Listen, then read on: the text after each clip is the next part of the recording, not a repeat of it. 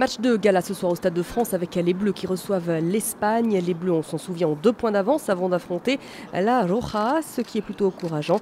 Sauf qu'en face, il y a des champions du monde et d'Europe vexés après leur nul contre la Finlande. Alors méfiance. Ça va être un match difficile. On s'attend à souffrir.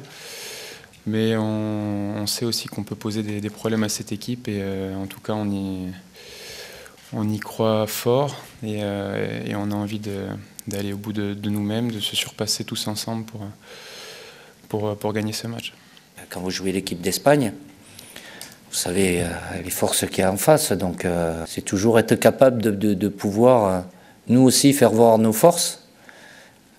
Des fois, ils n'en laissent pas la possibilité, mais je reviendrai à ce que j'ai dit au départ. C'est livrer bataille, mais qu'on puisse avoir une bonne utilisation du ballon lorsqu'on l'aura. Côté compo, bizutage réussi pour les novices qui seront de nouveau titularisés ce soir par Didier Deschamps. Didier Deschamps a donc décidé de signer et de persister avec les 2 jeunes espoirs internationaux U20. Varane derrière, Pogba en milieu de terrain. Tous les 2 ont fêté leur première sélection contre la Géorgie. Ils étaient même titulaires et ils devraient être encore une fois titularisés au sein de cette équipe de France. Varane associé à Koscielny cette fois-ci à la place du Parisien Sakho en charnière centrale. Ce joueur que connaissent parfaitement bien les Espagnols puisqu'il évolue au Real Madrid. Et puis Paul Pogba, lui, en milieu de terrain dans un rôle qu'il a plus l'habitude de tenir à la Juventus aux côtés de Matuidi et de Cabaye. 20 ans pour Pogba, 19 ans pour Varane. C'est une manière aussi pour Didier Deschamps, le sélectionneur, d'envoyer un message fort au-delà de l'enjeu de ce match contre l'Espagne, au-delà d'une éventuelle qualification pour la Coupe du Monde. Il a vraiment envie de faire confiance aux jeunes.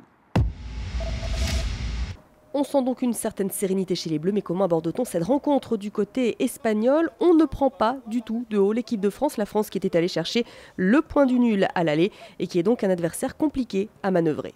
C'est une sélection très forte, celle de la France. Ça va être un match très difficile. On a évidemment l'expérience du match aller au Vicente Calderón. Il y a eu d'autres matchs qui nous ont permis d'étudier le jeu de la France pour faire au mieux. Demain, nous, notre style, on ne va pas le changer, mais on va attendre de voir quelle est la composition de l'équipe de la France. Je ne sais pas, je ne peux pas vous dire maintenant, mais on ne changera pas, nous.